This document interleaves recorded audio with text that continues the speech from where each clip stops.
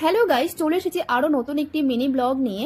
তো দেখো, এখন আমরা রেডি হচ্ছি কারণ আমাদের একটু বেরোনোর আছে আর আমরা বেরিয়েও পড়েছি। আমরা যাবো নলাটা স্টেশন, সেখানে আমাদের ইনভাইট রয়েছে।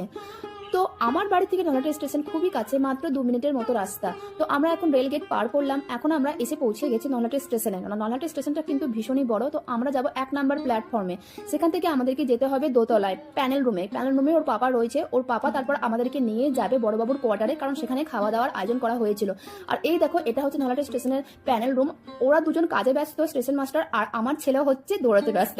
তো আমরা এসে গেছি যেখানে খাওয়া ছিল সেখানে। তো অনেক রকমের খাবারের আইটেম ছিল, পানির পাসিন্দা, নন ভেজ, ভেজ সব রকমের ছিল। স্যালাড থেকে শুরু করে ভেজ, ডাল, একটি সবজি ছিল, বেগুন ভাজা, আমার অত মনে নেই, মাছের কালিয়া ছিল, মাটন ছিল, শেষে ছিল হচ্ছে দই, মিষ্টি, পাঁপড় ভাজা। এই ছিল আজকে দুপুরের লাঞ্চ। তারপরে আমরা সেখান থেকে হচ্ছে যে বাড়ি চলে আসলাম। আর আমার ছেলে দেখো, আমার ছেলে শুধুমাত্র কিন্তু দই খেয়েছে। তো ভিডিওটি কেমন লাগলো অবশ্যই তোমরা জানিও।